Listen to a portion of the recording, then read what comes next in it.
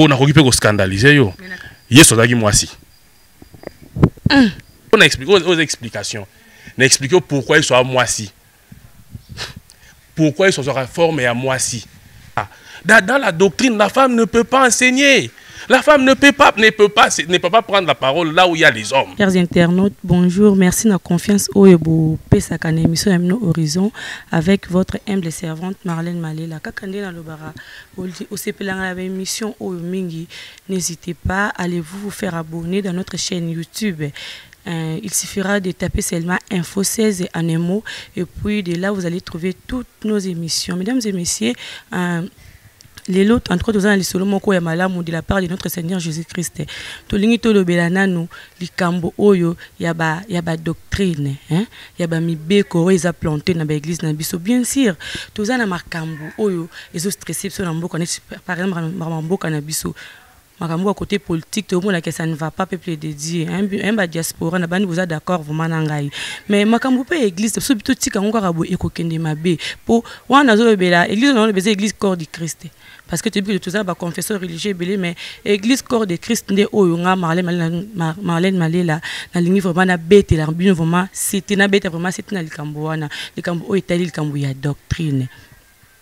Tout le monde dans l'église, mutu na mutu, pasteur, n'y a surtout. Au cas où selon idéologie naie, selon tam sous ministère, au njamba pesier, au monde appelé à implanter, au ezali tam sous règlement moko boye batu bako landango. Et puis en plus biso ba fidèle, les recels que tu kutani liboso et règlement ngo, to pour to qui pas ta Bible, to qui peut importance ni au esala que to landa, Bible wana matea wana to tam sous idéologie ezali ya mettre na biso Seigneur Jésus-Christ to landango le sauter. To comment ka ko se pencher apparemment comme car la doctrine wana tout le monde a ba différence confession et belé pour ceux que mutu o akoza d'accord na ngate ceux que le but est OK na shekina au monde ba shekina baza makam na bango ceux que le but est OK par exemple na bima baza na makam na bango ceux que par exemple OK ni tam sous na église à liloba mais biso tuzaka bana nzambe biso te servaka maître moko azali bongo Seigneur Jésus-Christ yango wana vraiment tant ki ba pandisango tant que bato za ko mona ke o biso to ko loba po ke mboka pe mokili eyo ka biso yango to bito beta na c'était na likambo wana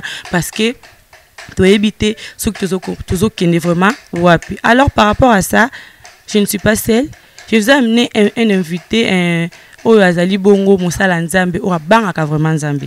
Il s'appelle le prophète Freddy Mbouyi de l'église Ensemble des Saints. Donc c'est avec lui qu'on va essayer un peu de parler sur le phénomène Wana Oezako tourmenté peuple dédié. Alors sans plus tarder, je dirais bonjour à mon invité. Bonjour prophète. Bonjour ma soeur. Prophète Freddy, avant de commencer, il y a une observation de définition. Prophète Azanani. Prophète Azali Moto Oyo, par rien Zambazo, pour éclairer le peuple par rapport à Nathan en ce qui concerne les Écritures. C'est par rapport aux Écritures que le prophète agit. Au-delà des Écritures, les prophètes n'existent pas. Merci, prophète Tokolimbise. Naza pour ça, naza moi. Tant que je ma sœur a bimi sur un sujet, mais naza pour ça, naza moi éclaircissement par rapport à prophète wana. Prophète, différence ni nous ça entre prophète, il y a 5 ministères. Na prophète oh il y a don. Débat comment le naza prophète. Est-ce que ça la différence entre bali? OK, les kabo ezali, don ya prophétie ezali, ministère pe ya prophétie ezali. Soki totali na Ephésiens 4. Jésus-Christ a fait les uns comme évangélistes, comme apôtres, comme wana ministère. Le rôle il y a 5 misapi. Likabope akosako les ali. Yango okomona nini na Juge 4 kokita okomona ke batumsu balobaka moi ça côté apo Déborah zala ki prophétesse. Déborah zala ki prophétesse za likabo. Bazaki ministre té. Il y a une différence parce que les ministères, ils ont réservé Kakanaba Mibali. Mais les dons, ils sont réservés dans Moutounios parce que nous avons le Saint-Esprit. Parce que nous avons le Saint-Esprit, ministère, ils ont réservé Kakapunda Mibali. Donc, ils ont réservé pour la Moutounios surtout. Prophète Toza, Toria, Wana, parce que c'est toute une histoire. Hein? En tout cas, il y a belé le Bézaratan. Mais tout ce qu'on a dans maman, il Kambona Bisso, les Kambona doctrine, les Kambo. Na barègle na bingo ming barègle oyo bino moko bokomi ko tiela biso na ba église hein pourquoi doctrine? Doctrine, non, expliquez nos doctrine. Ok, doctrine, ezali ensemble ya maloba oyo yesu atikela ki bantoma. Mise en pratique na yango, nde yango tozo benga doctrine. Maloba oyo nkolo atikela ki bantoma. Okomona nini? Quand on parle de la divergence par rapport na makambo c'est lié na doctrine. Na doctrine eza nini? Tango yesu alobi na bantoma bazui yango, cette parole qui a été donnée aux apôtres nde biso to yambi lokola sango malamu lokola doctrine de tofandisi moboko, parce que le monde a été créé par la parole. Donc to yambi liloba oyo ezali sa nyonso Yesu Kristo. Sikoyo divergence ezokota na nini? Parce que bato mosusu bazui doctrine wana batamboli likolo nango, bakotisi ba sentiment na bango, bakotisi makanisi na bango, bakotisi ba posa na bango. Or par rapport à ce qui est écrit, liloba nzambe etikalaka bongo balongolaka te bakisaka te, c'est ça la doctrine. Tant que tu comprends la doctrine, tu comprends. On appelle cet exemple. Cet exemple, tu côté déjà dans kata masolo. Exemple moko. Eloko oyo ezo kabola biso. Pour biso to ça église de réveil te. Biso ça assemblée des saints évangile éternel. Les pourquoi, les où, les quand de chaque chose. Donc tout est expliqué dans la Bible. Parole prophète. Au Bible nous allons assemblée des saints aux églises de réveil te. Makambo yango ebandi yango makambo tuzo boya. Ngana zolo banini. Tozana église christianisme. Nous sommes tous des christianisme. Ba tozo croire en Jésus-Christ. C'est que pourquoi bandi d'accord le déjà que vous assemblée des saints mais vos églises de réveil te. Assemblée des saints ou ta wapi bimela wapi. Très bien. Assemblée des saints et outi na kati na makomi so aux Apocalypse 14e chapitre 6e verset. Un ange awa motei na biso Jean alobi na moni ange aye amemi évangile éternel pas zoloba nini. Craignez Dieu. Craindre Dieu c'est mettre en pratique toute sa parole. Oh, ils ont évangile éternel. Nous sommes différents de l'église de réveil. Parce que dans des églises de réveil, nous okuta basi bazotea, nous okuta basi ba modéré, okuta ba protocolaire ya basi. Mais dans les assemblées des saints, moi c'est à côté moi c'est à malobate parce qu'il est malséant par rapport à ce que le frère Paul nous a dit. Il est malséant. Biso to lo barabote to tambola na makomi. Il est malséant que la femme prenne la parole. Il serait mbali baza. Maman elle kamonde yango. Il est malséant de Otikolbawana que la femme prenne la parole devant les hommes. Et là ko wana to kutango na l'église e bien na tangela ki l'église mususu. Ah yoko to lobi il est malséant. Il est malséant. Mais na bima moi ça dans la position na yo akosa la ponja mba yo kaye akosa mbende mona mobilité. Moi si akoki jamais ko matana altar, hein? Biso na bandikaso catholique ba benga ngo altar. Akoki jamais ko matana altar boepo. Donc jamais attendez ni na tegizo sala matin akoki jamais ko matana ngo. Na yepte so ya bino mataka. Sikoyo pona nini ministère ya mwasi lelo na Congo soit na Kinshasa na église na biso et komi complication. Et pas ya bino ba pasteur parce que ba pasteur tout bazala bon côté pour nani ne commis vraiment bousculé je peux dire. Bon na banda ko lobano ki biso za assemblée de ça ndenge to sali na lelo émission tout na ba te nyoso ya sango malamu aseko évangile éternel ba réponse oyo nga nazo pesa yo biango pe bango ba ko pesa yo parce que tozo lia lité ya moko tozo lia bilei moko qui est la doctrine des apôtres. Dans Romains 10-17, l'ikomi lobi boye. Ainsi, la foi vient de ce qu'on entend. Ce qu'on entend, c'est la parole de Christ. Liloba Christ nezobota kondima. Alors, ce qui liloba Christ était yamite kondima pezate. Si ko yo moto bateye que Mama Maria nde moto assemblée la rabiso obikate. Kuna li bomo ezate. Bono ba catholique, ba loba pe bongote. Nazoloba makambo oyo tozo bikela soki tozui totanga pour moi éclaircissement. Okay. Parce que bande économiste bazolanda yo baza mana posa il faut toyer ba pasteur ils ont pu ça passer hein ils ont pu ça vraiment passer na Jean 2 to komona nini natangi na kombo na nkolo Yesu Christ. 3 jours après, il y eut des noces à Cana, en Galilée. La mère de Jésus était là. Et Jésus fut aussi invité aux noces avec ses disciples. Le vin ayant manqué, la mère de Jésus lui dit: ils n'ont plus de vin. Jésus lui répondit: femme, qu'y a-t-il entre toi et moi? Mon heure n'est pas encore venue. Sa mère dit au serviteur: faites ce qu'il vous dira. Dans le verset 6e, or il y avait là 6 vases de pierre destinés aux purifications des Juifs. Non, ok, malembe. Pour t'expliquer, on malembe. Alors, bande comme sous soit net catholique, balobara non. Na mokolo na feti soki mama senga kate nde salimité. Or Marie awa azali image aza type ya ministre oya senga na tata po tata pesa biso otoza nango bosenga. Type ya ministre, je le précise, pour na koki pe ko scandaliser yo. Yeso dagi mwasi. Soko lo balanga bongo isaki mwasi yo mutu ya ensemble les na roboya. Mona boya ngo poni po bino ministère mwasi bondima ngote. Très bien. Yango siko on est assemblée de Saint Évangile éternel. Le pourquoi de chaque chose. Yeso dagi mwasi.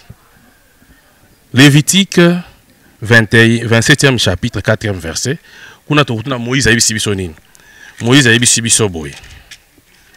Po biso vraiment tozaka sensible na makomi. Yango wana bato bazo comprendre te bazo kanisa on dirait to ça nanko. To ça la nanko te za makomi. To ça ba umbu ye loko yo. Ya makomi. Donc yango c'est besoin to ka makomi yango. Lévitique 27e chapitre 4e verset. Si c'est une femme, ton estimation sera de 30 cycles. Ce qui a moisi, estimation na yo pona rezoyer za ya 30 cycles. Na démontrer malé par rapport aux écritures que sur la moisi. Matthieu 26:15.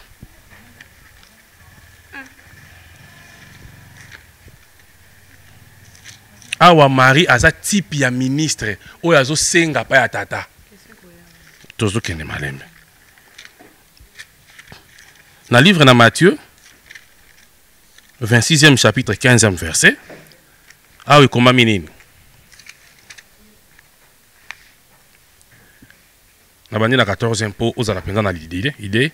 Alors l'un des 12 appelé Judas Iscariote alla vers les principaux sacrificateurs et dit: que voulez-vous me donner si je vous les livrerai? Et ils lui payèrent 30 cycles d'argent. Batuna yete. Batuna Judas te so combien? Ba pese mamo 30 cycles. C'est parce que Judas vendait une femme. Pasteur, tolini toko prophète de tolini to comprendre vraiment. Tout monde to komoko ta dana bengo. Bino moko makamna bino ezo kanga bino. Hein? Jésus-Christ yango démontré biso que azalaki mwana mwasi na ebité soka komaki mwana mwasi nde bobi ke 30 cycles wana ko bana otangeli biso na aversa liboso oyena versa mibale po o démontrer biso yango na plan nini parce que tu dis que Jésus-Christ azalaki mwana mobali nde tu bela rami biso homme parce que faut expliquer biso bien na plan nini na moment pe nini oyo sengi ke vraiment que ala sa kaza mwana mwasi. Très bien. Moïse na Genèse a biso sa lobby. Il commet lobby par la Nanzela ya mwasi ndeliwe kotaki Ève. Il aurait fallu Nanzela ya mwasi mususu pe libombo moyeya. C'est la femme qui donne la vie. Alors il fallait que ce Yesu lokola mwasi a solo akufa. Papa sa biso bomoyi. Yangwana biso na évangile éternel à part les noms de Jésus-Christ, à part les enseignements de Jésus-Christ, tokotanga gomba mutute, tokokumisa mutute, tokolapela o musuti. Jésus-Christ, le Seigneur, a se démontré dans l'angle belé. Loko la moisi, loko la mobile, époux. N'a démontré dans loko la moisi. Loko la époux, il vient pour nous enlever. Tango kokoka. Yango zomona par rapport à l'enseignement où il y a ça qui, nous ça en sorte que bateau va comprendre bien. On a expliqué aux explications. On a expliqué pourquoi ils sont à moisi. Pourquoi ils sont en forme et à moisi. Merci prophète. Expliquez pourquoi il se réforme à moi. C'est que Jésus-Christ en étant ici sur terre a joué des rôles. Il y a moi si père mobali pour expliquer. Mais pourquoi Bino insister pourquoi Bino Bozo Linga ko négliger ministère ya moi si parce que lui-même tu viens de lire ici il a joué des rôles mais ministère à moi si pourquoi tangelinga eza révélation eza discernement eza ndengo tangi ndenge nzambe a inspiré aussi discerner ndenge olingi ke expliquer peuple de Dieu c'est pour cela aussi par exemple belé pour offert kozong sanga na nini na makanisi mais pourquoi bino bolinga kozwa moi si oyo ya ndenga nzoto bo pesa ye ba règle moko boyena ndenga ki bonito et pourtant tout tel na ministère Jésus-Christ biso nyos tout ozeli loko moko. Pour Jésus-Christ, les raya kabolate a joué tout le déronde mon tuba. Biso c'est le komoko. Mais pour la nini bino, bozote ya biso na ndenga molimo na révélation na discernement, mais aussi le temps bozo linga bo s'attacher na doctrine o ezali charnel, o ya nzoto. O ya tana zo mona tana Bible, na ba incorrecté ba le bel makambo ya ba homme charnel, hein? C'est ça. Pour la nini boni ko telema wana boni ko za monsa ki bondoto parce na lobi bon pour la nini eza na verset mais on peut le barake na ndako nzambe moi si akoki jamais kozwa parole mobile les en Corinthiens mobile nem toza na autorité bino so totali bien verset wana bozwa ngo apparemment le ko interpréter en charnellement pourquoi wana mon verset wana on interpréter ngo donc se discerner selon le Saint-Esprit. Mais wana y apôtre Paul wana pour la nini bo interpréter en charnellement celle que bo tia moi si na ba le quoi na moi kaka. Moi ça comme na kaka. Pour moi si ata aza inspiré, aza révélé, azo moyen à révéler o ezali donc soit o ezali katinaye, o ezali mabo nzambe, o ezali katinaye vie à peuple de Dieu ndé verset monsieur le ba que allez faites les toutes des nations mes disciples. Au moins azo kokako jamais azo kokako partager parole de Dieu wana te. Par rapport à Binosco, pourquoi vous êtes moi si na kati ya difficulté wana? Très bien. Place oyo ba te belé ba comprendra bien que l'esprit de Dieu molimo na nzambe tango akitaki na chambre otakitali ko ba tunyoso. Na basi na mibali. Mais ba o bazwa kintomo les ministères, il n'y avait que les hommes, les 12 apôtres. Donc biso na sango malamu na évangile éternel tobo ya ka don ya moisité. Prophétie moi ça cause na don prophétie. Moi ça cause na don moko bo nzamba tie katinaye asokola ka église. Ezali kabo. Mais ya komata na cher donner la vie. Awa siko doctrine nde zoboya c'est là où ba divergence c'est sokota. Dans la doctrine, la femme ne peut pas enseigner. La femme ne peut pas prendre la parole là où il y a les hommes, là où il y a les saints. Tout temps, pour tous les canons, bien. Dans 1 Corinthiens 14, on a bandit dans 34e verset. On a bandit dans 33e. Car Dieu n'est pas un Dieu de désordre, mais de paix. Donc, et si quand nous sommes oyo, bazotika basi batea, et ça m'a kanisa bato désordre. Nazotanga ngaite makomi. Tozaka ba umbu ya biloko oyo. Hein, tozaka posa mato comprendre. Tozaka ba question car na makomi wana. Mabete sur zotangela biso. Que les femmes se taisent dans les assemblées. Donc d'abord, la 33 médias de paix, comme dans toutes les églises des saints. Donc Nzambe na lisanga ba saint to Nzambe ya ordre. Ya ngwana au moins na Israël, soki ba koti des ordres ba opola na bitumba. Biso sikolo kwa to za moi si ya Yesu. To ko koti des ordres te poto boy to dans enlèvement. Il faut to tambola alima, lolenge on a ordre. Ndenge yemoko mokolo makambo apesi biso instruction, c'est la doctrine. Des ordres on dit mutazo tshoko na kati ya itonga mwasi mutazo tcha des ordres dans l'église et ça bateau comprendre bien tenir bateau créer divergence. Dans cette lettre, aux la lettre ba komela mwasi Bible oyo. Lettre nzambe mo komela mwasi naye. O mutazo expliquer ngo zaka mobali. Alors, na lettre oyo ndenge komami ba pesi accès na mwasi afungola te. Mutazo expliquer ngo mobali ye moko. Alors c'est le Christ lui-même qui vient nous expliquer ça pour que nous puissions comprendre. L'église. Le rôle de l'église, ce n'est pas rester ici, tout ça, c'est superflu. Mais le primordial, ils en nous salut et enlèvement. Oh, tu peux expliquer, ah bien, au lobby que moi si à qui jamais kosimba Bible. Akoki kosimba ngoma ko fungola ngote parce que interprétation eza wana muto ko expliquer ngo ezaka mobali pe na suko lobi bien que mobali ngo ezaka Seigneur Jésus Christ, c'est-à-dire que église corps du Christ ndeza nini eza mwasi ozo mona teke yango na yuti ko lobano awa pona nini bozo compliquer mwasi sur le plan charnel tandis que mwasi oyo babeta sete makasi awa na Bible awa azabiso omoni eza yo ezanga selon ngani na comprendre ndengo lobi wana eza yo ezanga eza mutu surtout oyo azo se soumettre na Bible oyo ezali bongo parole de Dieu omoni pourquoi moi si wana ngana yebi ba lobi eza yesko pour nini bino bozo nga bonyokola moi si oyo na sur le plan charnel. Très bien. Moi si on a lobeli awa la femme c'est l'église tozona na toi tozana révélation hein mais ce qui tozongi na doctrine de sika oyo des ozala. En fait, doctrine wana ezaka sur les plans révélation. Position on na Bible wana. Nazo keno malembe. Oyo eza assemblée des saints. Donc faut expliquer au malembe faut comprendre. Sinon ozonga na mobulu. Assemblée des saints wana ezaka ya bino morote. Biso surtout to lukaka parce que babi les seuls saints au hasard saint fani et ça Jésus Christ. Ko biso to linga to sala ke on va créer le son image. To linga to za l'imp conforme na maloba o le binza me poto bonsa lobi na biso. Poto le bonsa lobi na biso. Mais les autres ko insister que okum se assemblée apparemment le roi assemblée sans yo mo kanim te ko talola. Biso to ko talola te. Bon, question des amalam. Dana limbolela yo. Ngasi sana ko tanga bon expliquer bien. Comme dans toutes les églises des saints, que les femmes se taisent dans les assemblées, car il ne leur est pas permis d'y parler, mais qu'elles soient soumises selon que le dit aussi la loi. Ah, toi, on a le Nouveau Testament.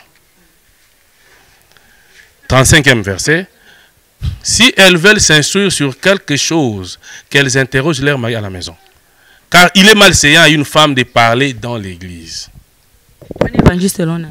Ah, tout ça, on a un Corinthien, c'est Paul, notre frère Paul qui écrit, parce que c'est notre frère qui a écrit ça. Alors, dans les assemblées des saints, dans toutes les églises des saints, moi, je suis à l'obate. Et tant qu'on lobby que des ordres par rapport à thème, divergence. Dans les églises des saints, tout moi, c'est à l'obate. Wana na tout ça, na doctrine. Ce qui est dans la révélation, la femme, dans l'église, c'est Christ qui parle.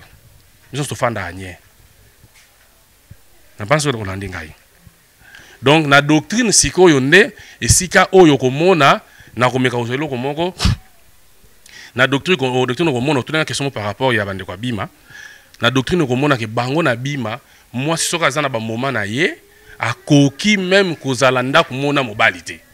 So bazala cham bazamba marié moko na se moko la na se moko la likolo moko la donc c'est comme moi si aleki mbala kosimba te comme impur, c'était par rapport à Mobekwa Moïse et ça par rapport à Mobekwa Moïse, mais l'accomplissement de toute la loi de Moïse et ça Yesu siko totanga siko na Luc 8:43 biso toloba na makomi mama na Luc 8:43 et ça na ndeko moko abandaki kosenye Atanga makila pendant 12 ans. Et si ka o to long la divergence na mito abato. Asenya pendant 12 ans.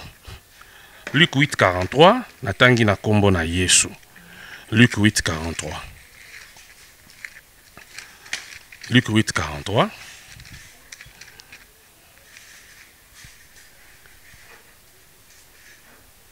Or, il y avait une femme atteinte d'une perte de sang depuis 12 ans et qui avait dépensé tout son bien pour les médecins sans qu'aucun eût pu la guérir.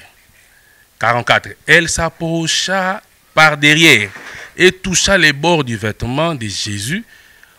Au même instant, la perte de sang s'arrêta. Donc, moi si, aotanga makila, abimisi mbongo yo satikali ne lo côté. Atikali ne lo côté, baminganga balembongo nyoso ba koki pe kobi ki sa yité. Eza une explication na yango. Mais nous avons démontré que nous avons une partie d'explication par rapport à la sujet la fenêtre de la Fongoli. La femme qui saigne, la femme est l'image de l'église. Moi, si on a saigné, moi, si on a zangé sémence. Donc, moi, si on a bandé qu'on saigne, dans la sémence, mais elle a souffert pendant 12 ans. Donc, tout le monde a peine à l'église, nous sommes sur le bazo théalité à Bantoma, mais bazo souffrir pendant 12 ans, puis bazo saigner. Bah aussi, non, l'évangile, la femme cesse de saigner lorsque elle a la sémence. À 4 ans, elle saigner. Donc, il y a ce sémence. Et c'est ce que nous avons des mobilités. Moi, je suis à Simbié. À 4 ans, donc, pour saigner, il y a un moment, il y a une cité. Mais pour saigner, il y a un manque de sémence au sein de l'église. Si l'église n'a pas la sémence, l'église est bando saigné. Il y a un autant que tu as la doctrine, tu as au moment que mutu oyo azu sango malamu ateya mine évangile. Soki ti la cha blo matoyi asigné nan. Tokomi wana pasteur en tout cas. Bima donc bande connaissance bima ebele ya population oyo bazalaka na kati o basambela na église ya bima wana bazana onka bazo saigné parce que bazana na non ba comprendre dans l'idéologie ya makila te yango moni batikala ba se plantant na nini wana OK moi si oza na makila boyena boy wana zo akiser directement ba pasteur place yango divergence yango wana to servir Christ mais surtout to za le ba mon côté na ebité bon patanga ka bible na ebité so ka bible on des complications pour bien de comprendre boy on peut comprendre bon kuna en tout cas na bi vraiment te aussi sur les kamusu awa moi ça quoi ta lelo to inenga Marlène Malela boyena la tité donc et lelo lito wana pe eza mabe donc na ebité yango ensemble de scènes à bino na ba église yango ndenge boyebela boataka kaka basi donc yebisa biso non moi si na kati église ka assemblée de sainteté pour église corps de Christ moi si ako se comporter le lenge nini donc na surtout na mondenga moi c'est ki bomoto lokola ngai ako se comporter le lenge nini na yanola yo tozolo bate pona ko attaquer moto Soki tenga je me réfère à la Bible. Soki otuni magistrat ou avocat avant sambisa moto azo makamna bango wana tina mesa so code pénal so nya chango wana. Akoloba na yo en fonction ya oya yekoli. Donc moi je parle en fonction ya na bazunga pesa tasinga lwa lilakisi. Lité ya oba teingai ndezo laksanga izo pesa nganzela lo bakete ona mona ke eza malamu to eza mabe.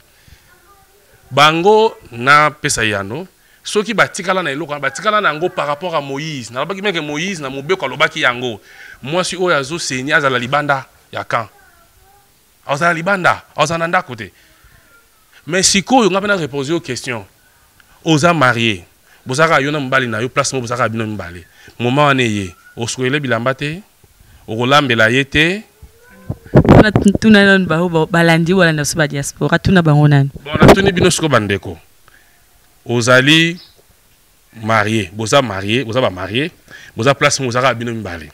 Bandeko bozaka na poto bebinde bo vivaka. Moi ça kenda musala mbala kenda musala. Il se peut que moi ce jour là que musala té. Mais azana ba moment na da rolambela yote. Wana za boumbu. Akosukelo bilamba te ya boumbu. Donc bola apembe tumo te boumbu. Yango Yesu tango aye, ayaki pa longa na boumbu ya mobeko te. En tout cas, prophète Namoni, tu l'as dit, le bébé, mais il y a apparemment le cadre qui va te bima. Apparemment, si koyo yebi sangai, côté msupe bima zawana, mais côté msu yona bina bima boko kana. Na ebite so binu a mosa matara na altar, na ebite so ka matara. C'est pas podium hein. Bon, ndengo na français benga un podium, mais ko lanisa mana ndengo za benga un altar.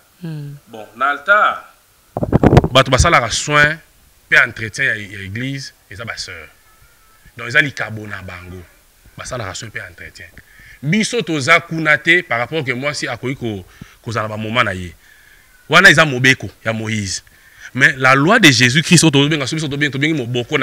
les fondements, ils ont pu accepter, na moi si oyo aza na moment wana asa msate ta sa msana. Mais baka ande ko se protéger na ba biloko mindele ba tela biso. Mais asa msana na église. Donc impureté wana sou alongola biso makambo wana. Bon, dans toujours dans Luc 8:43 par rapport ya ko seigneur ya mwasi. Moto oyo azui sango malamu. Ateyami comme il sait. Donc pour moyu d'aller à biloko nyosote. Dans Lévitique 11, ezana biloko banyama oyo nkolo bana Israël balia. Donc kolia ezaliteya. Biso to liaka biloko nyoso te. Nkola lobi na bana Israël bokolia banyama nyoso o bazana maseke, makolo na bango ezaya kokata ya kopasuka. Ba basaba kopasuka, bazape banyama o bazaka soki balei bako ruminer, bako nika sima, balia balami bale. OK. Mais chameau a ruminaka. Loko azana maseke te to lia te. Mboa tokolia te, niao tokolia te. On a bilei na biso ba yuda. Parce que par rapport na yango, lité ya ndenge pesa meli biso, tokoloba yango ndenge zali. Moto oyo ayambi lité ya, il faut cesser kotanga makila. Exemple ya mibale. Moto ate yami, mais azakane ke konandako. Na out senye nano, na bikite. Dans azana makila etanga. Atanga na makila. Pour ceux qui tuni Moïse na Exode 24, limbisanga probiso to zakande sensible koto yo hein. Tota la pingonga vraiment na kata na mukuse hein. Lévitique na Exode 20e chapitre 4e verset. Pour divergence des athées. Ah divergence des athées pour ngatem na komema makambo. Eza ni prophète Jean Oli Tatananga, ni pasteur Jean Makombe, ni docteur Jacques Mutombo, ni docteur Noé Bombimbo, mutu moko ta komema makambo yo. OK. Problème c'est que les divergences c'est athées pour ndenge ozotea mais divergence c'est entre bino batu boye ko la sabso Bible. Bino ba pasteur obozui tam sous na et pas ba likolo pour Bible Bible et biso mto sali Bible té. Hein Bible uti côté ba mindele divergence ezo comment et ça à niveau té mais likolo par rapport il y a interprétation ya bino batu oyo boye ko partager les biso sango ezami kat na Bible. Très bien. Bato ba comprendre ki bien té. Moi même attend la classe exemple la classe mon lakisa o lakisa bato nyoso te ba comprendre na même moment.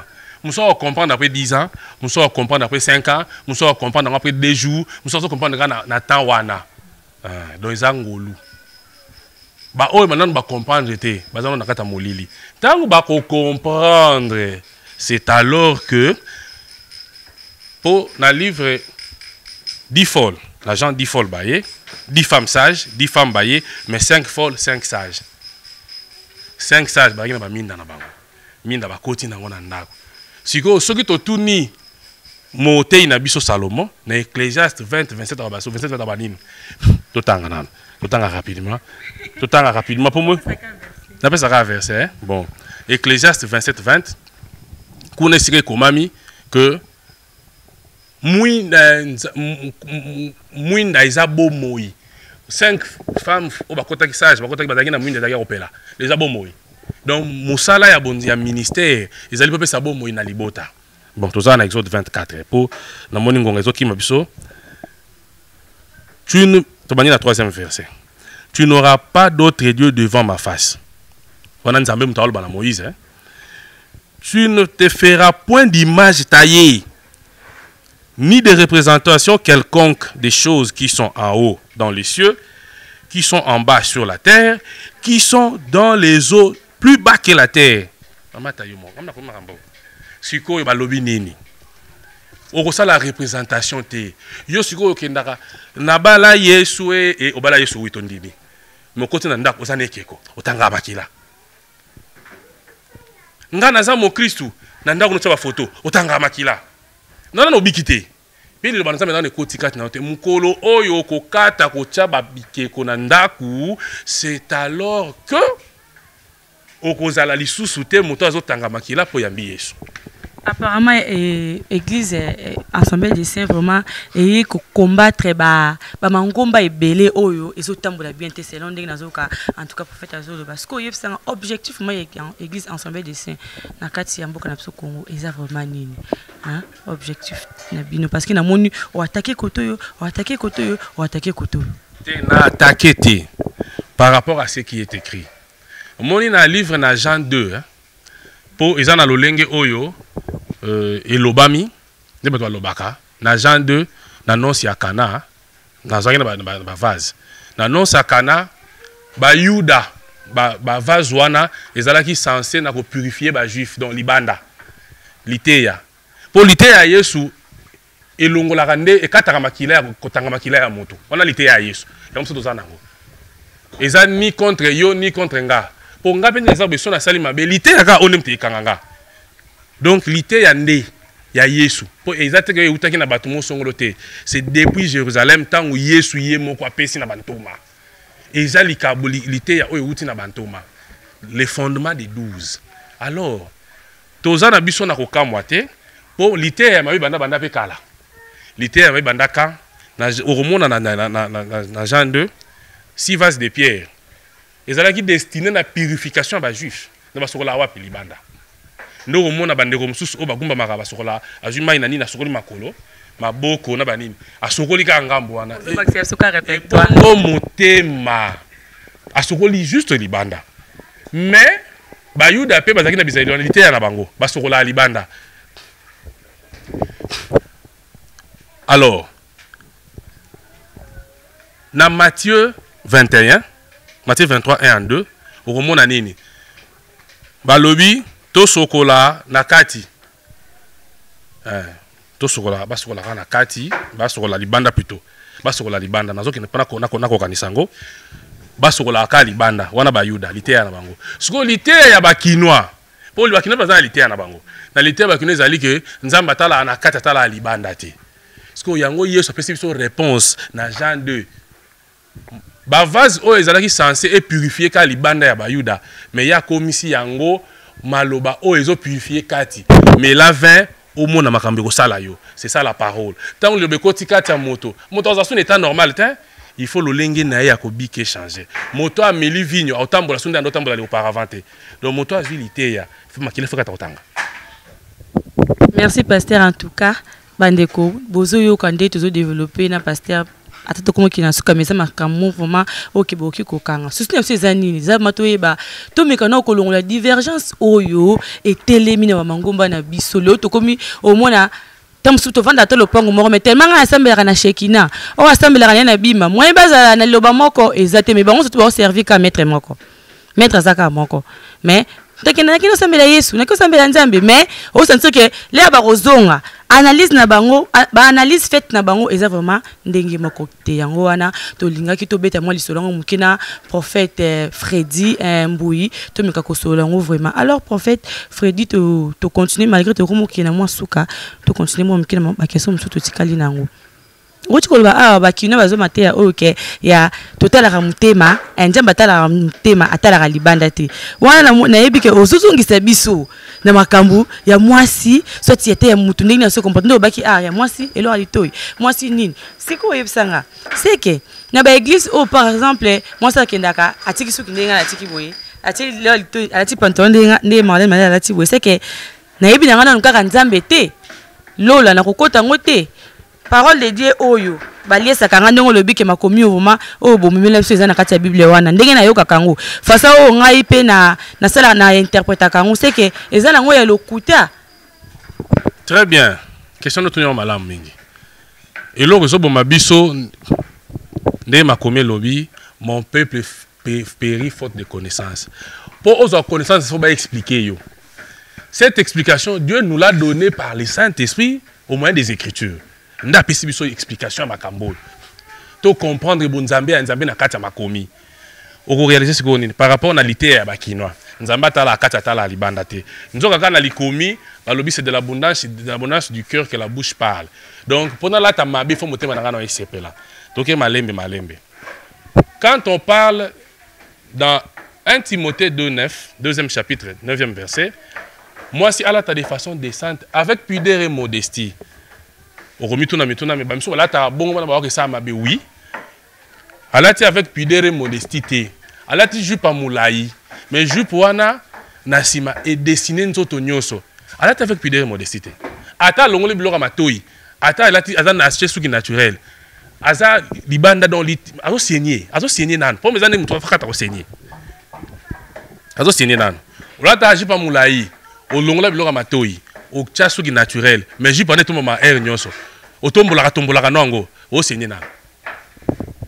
Donc prophète on a dit bien neti ngani na lati bona za ngana lisumu nazo saigner hein nazo saigner to changer et la teli donc sur le rôle là réalité wana côté na pe na moni kutani na bande ba Shekina boza presque moi na nini moko donc bino kaka bongo bokarama ba clan net non question boza la vraiment na bosala ba benga on ba séminaire ba conférence ba comité de beauté arabiso boye ba pasteur de beauté arabiso parce que biso beauté de la part de notre Seigneur Jésus-Christ. Est-ce que bosala moi ensemble moko beaucoup tana bosa ba partage na ndingo zo biso ah poni na mona vraiment divergence wana ndingo zo lobela e kozala nango kaka po yo ndingo lobi boye parce que musupa ko ya a protester oyo lobi. Est-ce que comité entre bino bosolo na makambo yo zo biso ah ezalaka vraiment moto akoya a protester contre biso toboité mais aya na ya makomi aya na une explication verset mon côté na Bible ma sœur Marlène ba pekisa kolata pantalon mukolo oza verset na yelangai mais balimo sala ta de façon décente parce que tala yo moko il a te lia pantalon na mokili pour ne pas dire seulement à Kinshasa et zola ta mandenge nini siko wana siko Paul apesi biso raison to bake mosala avec pudeur et modestie ola ta lo lengo esengeli ba pasteur nyoso bazolanda biso oyo azana verset oyo loba ke mosala ta pantalon te ayi la biso ezati mais il faut la avec pudeur et modestie ola ti pantalon nyoso za libanda wana penza ozo sumu kisabato mutazo ke l'église alati jupe a mukuse na likanisi nini wana biso na liteya bakino bano ke nzamba tala akata tala libanda te nzoka Yesu tanga ina liteya epeto la kati et bon ça fait libanda ya mutu po mutu tanga meli vinyo a otika la tene etaza ki nango liboso donc c'est ça le rôle à liteya. Merci pasteur prophète plutôt comme na suka mais juste des questions au répondre de son balamako na lingo expliquer ou ça expliquer so col pastoral ba pasteur batiaka et ngakola kisanini col pastoral wana et puis en plus so ezake oki ko édifier peuple dédié ou ça bango o expliquer bango par rapport ya nini sujet auto kolobela ah pour la divergence ko peuple wana pour parce que yo expliquer biso mais peuple o bazoya petit peuple o bazoya na ba ministère na bino ba commune ba confusion pour to mo na lelo mondimi azo préférer à se pencher na doctrine o ezali planter na église na ye qui à se pencher la parole de Dieu pour minimum tellement wana au mona soki asali a lobi ndengo lobi wana nde make a okota mbamo royaume de cieux pour na ye donc continuer mais ngonga ndeza mu question ko linga mbala sima to ko ba ko développer ngoli susu bien na ngolu yanza mende ka ko batela biso mais quand on expliquer bango ba soko c'est-à-dire que ba longwa na côté bazalaka ba ye bandeni ya orientation mais quand on orienter bango bon par rapport na ba question na yo kolata col pastoral na kolandisama na mobeko ya Moïse ba lévite bazaki na tenu na bango donc wana bazongi pena na Ancien Testament mais na sacrificature ya Jésus-Christ ya Melchisedec eza na ngobongote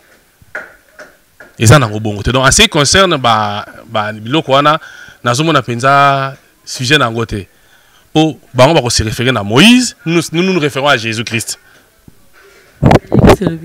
na Jésus-Christ sacrificateur nani Yesu Christ ala taka na mbachaka ezaki na insine te donc yo boyi yango makomi likomi ngaite likomi alors par rapport na enseignement o ezopesama mutu soki andimi Yesu alobi na Apocalypse 3:20 alobi nini voici je me tiens à la porte je frappe si quelqu'un entend ma voix to imposer yote mais soki ndo yoki mongongo ondimi ezana mouvement salama Yesu aya temi na porte a frappé soki yo ndimi osaneni la porte on porte à côté tanga kota makile kati osenye bomo ya kale longwe yango Paul a lobby si je vis ce n'est plus moi qui vis c'est Christ qui vit en moi notanga suma kilate mama notanga suma kilate de bomo ina sakindumba eza sute masanga eza sute mesh eza sute ba jenda eza sute